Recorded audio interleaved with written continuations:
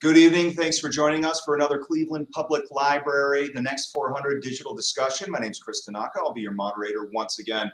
Tonight, we've got a very interesting topic and an interesting format because the Cleveland Public Library is about to start another initiative, a digital conversation initiative called Honest Conversations. This is going to be a weekly virtual discussion which focuses on Black women and entrepreneurship. And over the coming weeks, you will be introduced individually in 4 separate sessions to 4 local businesswomen who have navigated the ups and downs of starting their own business. It's going to be very informative. We hope you will join in for that. But for the purpose of tonight, we are going to focus on the intersectionality of race, gender, and entrepreneurship. So without further ado, I'd like to introduce our 2 panelists who will be part of Honest Conversations. The first is Angela Flowers. She's the co-owner of Making a Difference Consulting. Her Honest Conversation will be February 3rd, as well as Alannah Harper, who is the creator of Pressed Nails, along with other business ventures. She will be featured Monday, February 7th. So both Angela and Alannah, welcome. And thank you for joining us tonight. Thank you so much for having me, Chris. I'm excited to be here. I can't wait to dive in. And let me first ask you both. Angela, we'll start with you since you're in the middle of the screen. Just talk about your business a little bit and let people know what it is that your business is and what you do. And Alannah, you can hop right in after. Thank you. So my business is Making a Difference Consulting, and we are a social enterprise that focuses on youth mental health with families, but we also focus on professional development for educators. And so we go into different school systems as well as have an office in Euclid where people can come in for their mental health services. We provide after-school programs as well as gender-specific programs. So our signature programs are the DIVAS program, which is an acronym for Demonstrating Inner Value, Acceptance, and Self-Worth. It's a self-esteem program for girls in kindergarten through 12th grade. We focus a lot on figuring out what their goals are, self-esteem boosting, and figuring out their strengths. And our boys component is called Boys to Men. We also operate a youth entrepreneurship program called Youth Biz Academy. Incredible. And Alannah. That's great. Okay, my name is Alannah Harper. Most know me as Lonnie Jade. I have been a nail tech in the Cleveland industry for over 10 years now. I have a luxury press-on nail line called Pressed, where we make custom press-on nails for any style, any shape, any design. So it's more so personalized and not as much as the traditional press-ons that you would see in drugstores. I also am co-creator of gel polish nail line Wolfie White, as well as the creator of Genie Jewels, which is a Cervasi crystal business, as well as I have a few short-term rental properties throughout the Cleveland area. Incredible both, and I have to be honest that when I was working with the Cleveland Public Library and the people there, we were looking over all of 4 of the women who will be guests on Honest Conversations. And it was very intentional to invite both of you to this conversation because of the juxtaposition of the businesses that you own. Fascinated immediately. And Alannah, let me ask, what was the aha moment, or was there one, when you said, you know what, I'm going to go into business, I'm good at what I do, and I want to navigate my own path? It really wasn't an aha moment. I started off very young. I started off at 20, and I was just honestly trying to figure out something I could do as a hobby. That's how I ended up in nail school. Now, when I got out of nail school and after my first year of doing nails, and I had a big buzz in the city and everybody wanted to sit in my chair, that's when I realized that, aha, there is something here and let's build a brand off of it. So that's kind of where it set in at. Incredible. So you just you dipped your toes in, right? I dipped my toes in and then I jumped in. That's amazing. Angela, was it similar or different for you? So I was working in a local school district as a school social worker, and my partners and I were all in different districts, and we saw the unmet need for the kids that we were working with. And so we decided to kind of brainstorm what we could do outside of our employment to actually add back to the community. And so there was a business plan competition through Black Enterprise Magazine, and it was due in 2 weeks. So we formed our company, we wrote for the business plan competition, and we actually were on a media segment in Chicago. They flew us out to Chicago to do an actual business pitch, and it was like Shark Tank before the Shark Tank. And that's how we actually started the business. So we saw the unmet need of mental health services for kids, but also recognizing that they lost the social skills that they were being taught during the school year in the summertime. So we started off initially after winning some seed money from the actual pitch competition, and we were only doing summer camps during the summer. And then eventually 3 years later, I launched out and said, hey, this is going to be my full-time opportunity to be a full-time entrepreneur. So 15 years later, here I am as a full-time entrepreneur, and I've been full-time ever since. Wow. Okay. So I want to stay on this vein. 15 years, you say. I think a lot of people who go into business for themselves, small business owners, may have an expectation of immediate success and being a finished product when they start. I'm going to guess you're going to say that's not the case. Not the case at all.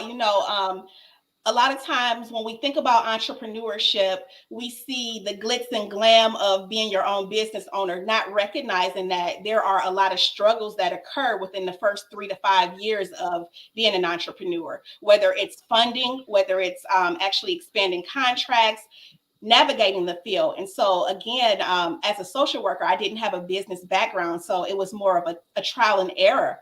And so I didn't know what the end result would be, but I did know that I had a backup plan because if it didn't work out, I always have a master's degree that I can fall back on that makes me employable. And so I didn't go into it thinking that it wasn't going to work out, but I knew that if it didn't, I do have a backup plan. And so definitely there were many stumbles and roadblocks on this journey.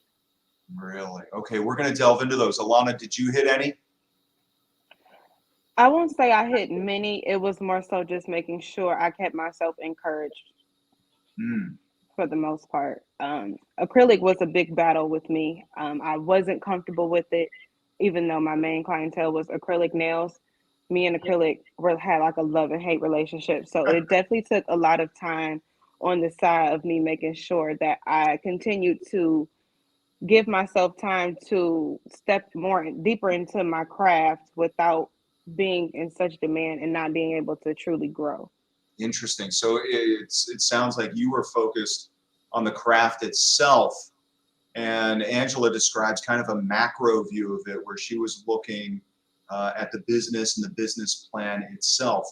When did you, Alannah, start thinking about business ownership, and what was the process like for you? Because the Small Business Administration, I looked this up, shows that overwhelmingly most small businesses, majority owned by white people and men, and white men.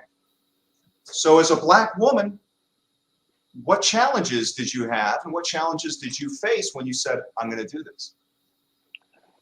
Some challenges that I encountered for sure were not having a business background at all, as well as not coming from a business background family wise. It was a lot of my own personal of having to figure out, okay, what is the EIN? How do I do that? How do I make sure that I am in a proper zoning stepping into my own salon? How do I make sure, like, it was a lot of small things that played a big picture in it, as well as still trying to maintain my clientele and still doing nails all day. So it was a lot of behind the scenes work that I had to do once I got off work, that it really crammed into, like, you really don't have enough time to do it all, but you have to figure it out, as well as having the right help and the right knowledge come from different sources that sometimes ended up not being not necessarily the right information that I needed. Yeah. And Angela, to carry on that theme, being a Black woman as opposed to a white man in small business, were you aware Were you aware that saying the statistics show that the deck is stacked against me, basically? Yeah, definitely. I knew the deck was stacked just going into the type of business that I'm in mental health, but also just recognizing and knowing that when you're in this particular space as a Black female, for me, I was being challenged with my pricing, asked to reduce the cost of services and things that I delivered. And so just doing a lot of discovery and research prior to, before I set prices, I made sure there was a middle ground with that. But I was recognizing and noticing that when I was stepping into certain rooms or pitching for business in certain places, I knew from having other conversations with people of different races that they were getting more for the exact same services, whereas I may have had more education or more experience. And so that was a challenge for me, where I felt like as a Black female that I was being questioned sometimes as far as my educational background, and just not necessarily the quality of the service, but saying, hey, we need you to reduce your prices. And so that was something that I felt as if was systemic as well, because it's more so, okay, am I reducing my prices because I'm a female, or is it because I'm a Black female, or is it just there isn't enough funding for what I'm doing? So that was a challenge initially in the beginning. So, and this is documented as far as pay scales across businesses and sectors that Black women make less. So you're saying you felt that prejudice? Yes, definitely. How did you overcome with it? How did you deal with it? You know what? Sometimes when you constantly are getting the same type of message, it makes you step back and question to say, well, am I charging too much? But then for me, I said, no, I'm just as qualified. The work is excellent services, which is why people are coming to me asking for these services. I'm expanding. And so I just had to decide, like, okay, if they're not able to afford the services, they're not my potential customer. So they're not the ideal customer or clientele for me. And I had to be okay with walking away from certain clientele to actually attracting what was for me. Standing up for your worth. Yes. Very good. Alannah, does any of this ring similar in your industry? It does. Really? And it more so stems off to the Asian nail salons versus being an independent Black female nail supply owner.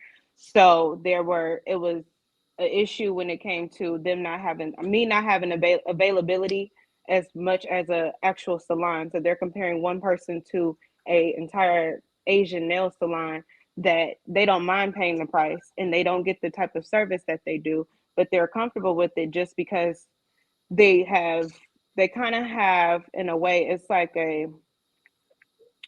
can't describe the word I'm looking for, but pretty much they're okay with whatever the Asian salons will give them. Compared to me, they expect excellent work for a lesser price. Wow. It's incredible to hear you both say that. This lowballing based on race has really plagued this country. And as Angela, you said it, systemically reduces revenues for Black business owners, reduces customer bases, and creates another hurdle to success in small business ownership. When you were confronted with this and you stood strong as you did to continue on, what were your guiding principles? What can you share with young women out there of any color who might be encountering the same thing but have the same passion, drive, and goals as you both did? Alannah, why don't you take this one first? I will say, don't be apologetic. Be who you are and stand your ground. You have the talent. You have the same education. If even you've done more research, you've taken extra classes.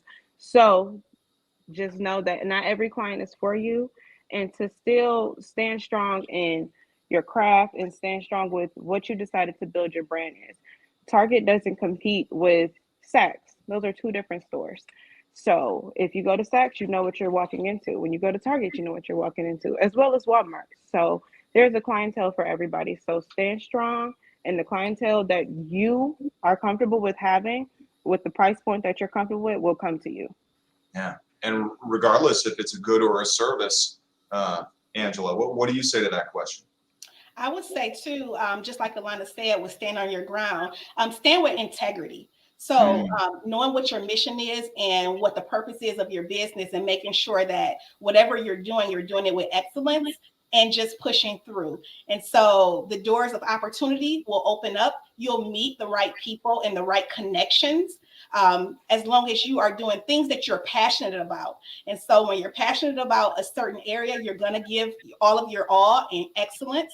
And so even though there may be some type of challenges or roadblocks as you continue to push through as a small business owner, just know that at the end of the day, there's going to be some light at that tunnel.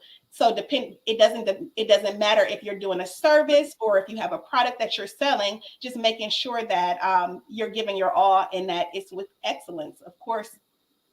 So let me ask you this. You've both faced prejudice where people think they should pay you a lower rate for your services based on who you are. Do you feel like either of you have faced discriminatory practices, be it from lenders, be it from real estate lessors, or anything like that as you started your businesses?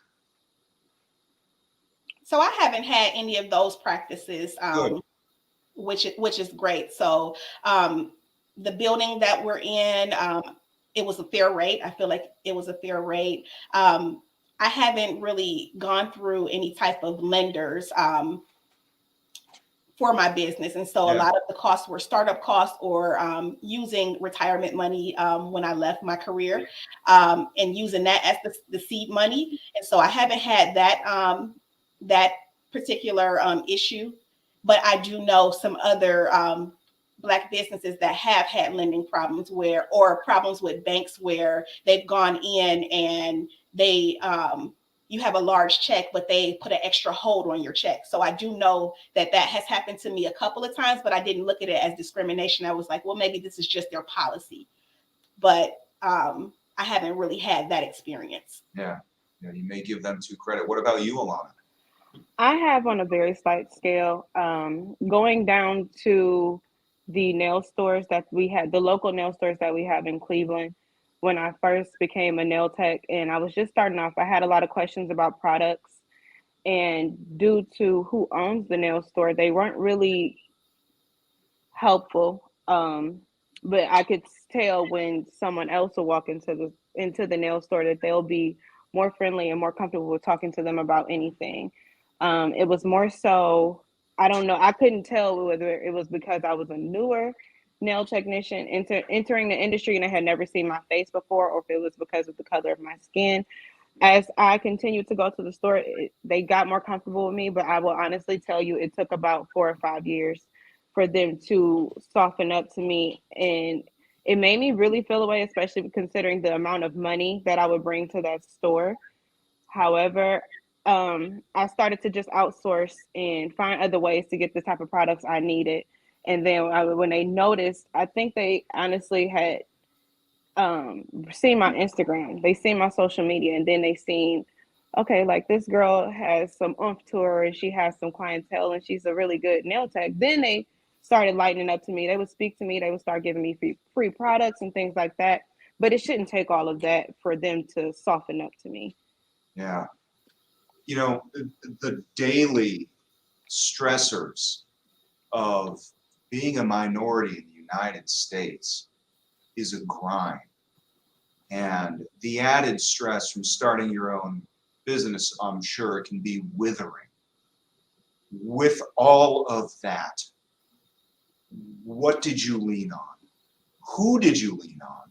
And what resources did you have that you might be able to share with someone out there who's listening tonight? Angela?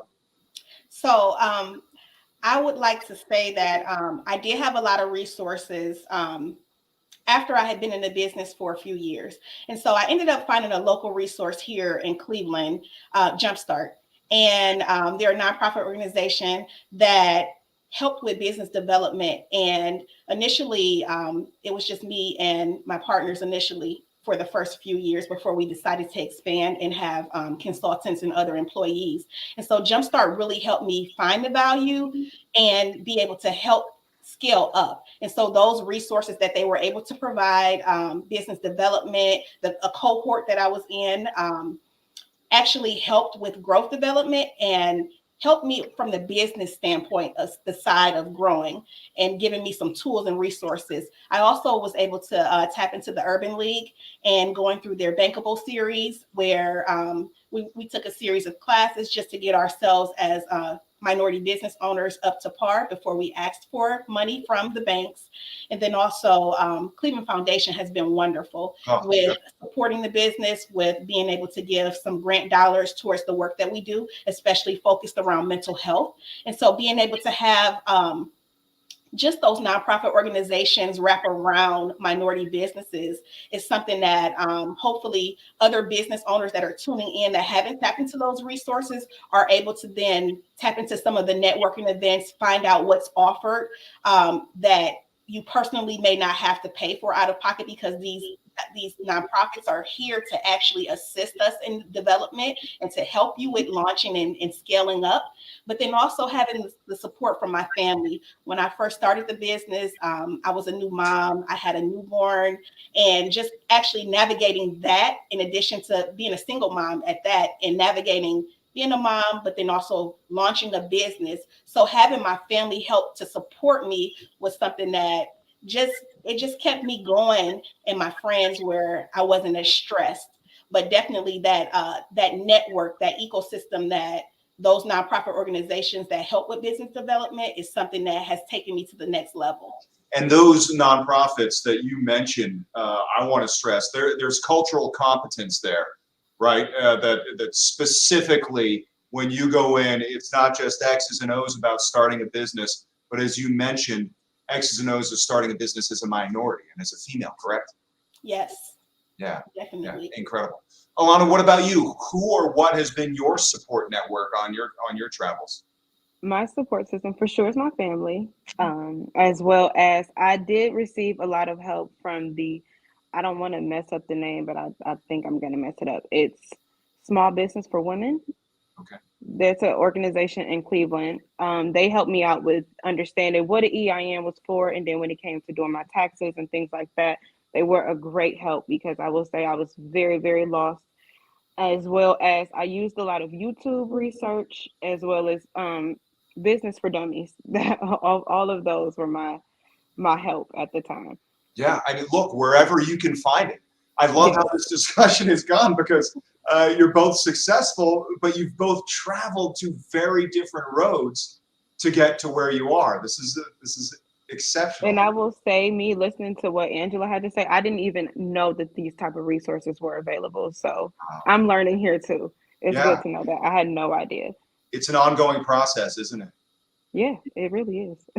You definitely have to tap into the resources. Jumpstart has a cohort program for minorities, and you can actually win money. It's always a contest that they do a couple of times out of the year, and it's like up to $10,000 if you're selected to be in the cohort, and they teach you how to do a business pitch, how to be bankable for investors, and things like that. So you definitely want to make sure you're looking at this entire, like, it's a lot of them. It's probably about 8 different nonprofit organizations that there's the Women's Center for Business.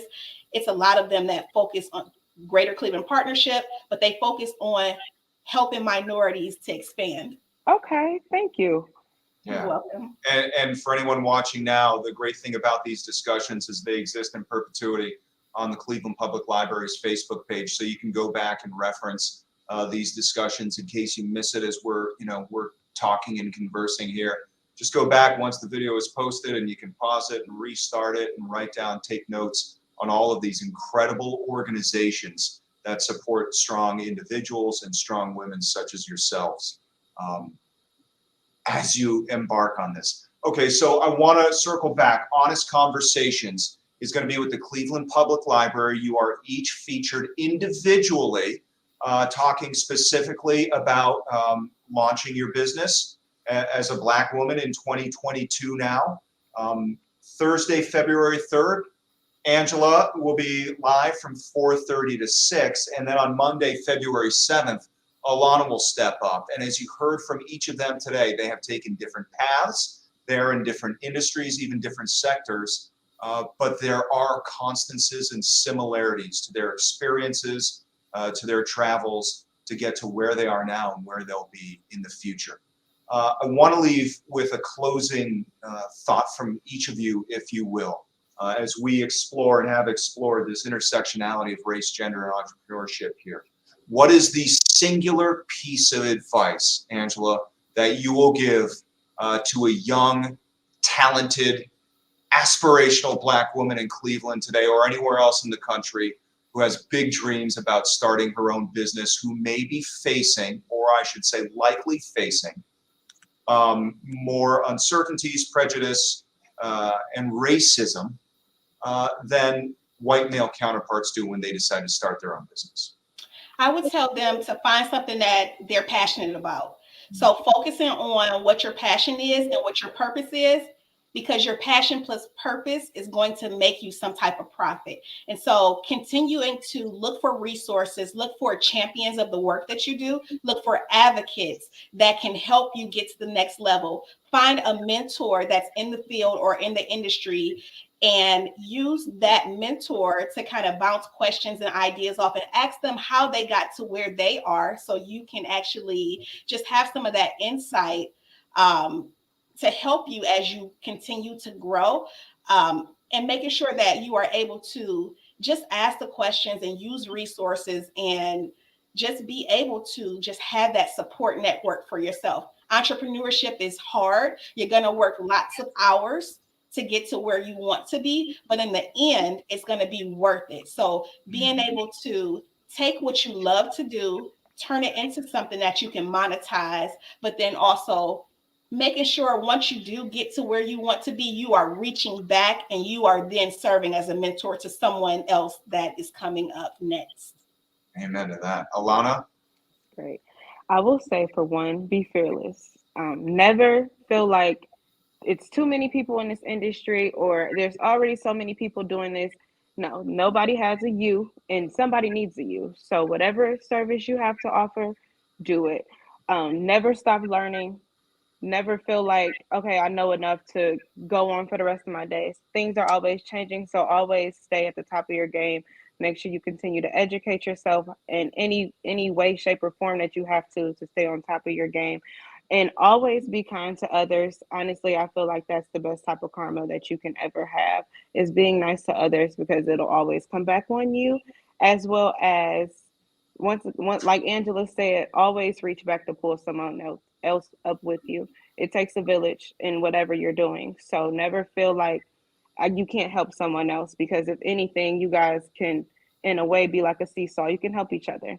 Ups and downs are always to come. So always help someone else and be fearless.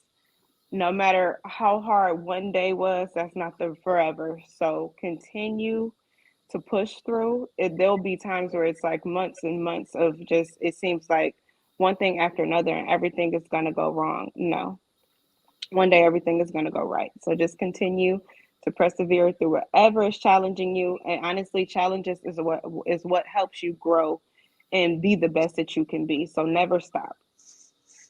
That's incredible. I love hearing from both of you, and my heart is so full on the inside for just being able to sit and have this conversation and ask these questions and just hear about your courageousness in the path and taking control of your lives. So thank you both for joining us. And again, I can't wait to tune in, because 4:30 to 6 on the Cleveland Public Library's brand new digital venture, Honest Conversations. Monday, February 7th will be Alannah, and Thursday, February 3rd will be Angela. So for the Cleveland Public Library, 19 News, and our two esteemed guests, Angela Flowers and Alannah Harper, I'm Chris Tanaka. Thank you so much for joining us tonight as we continue to talk about race, justice, equity in Cleveland. Have a great night.